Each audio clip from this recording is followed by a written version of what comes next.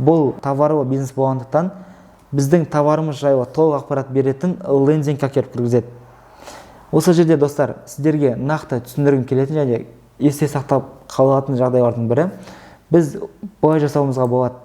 Тікелей трафиктен алып, бірден лендинг әкеліп кіргізуімізге болады. Егер де сіздер автоворонканы білмейтін болсаңыздар, яғни бұл тікелей сатылым.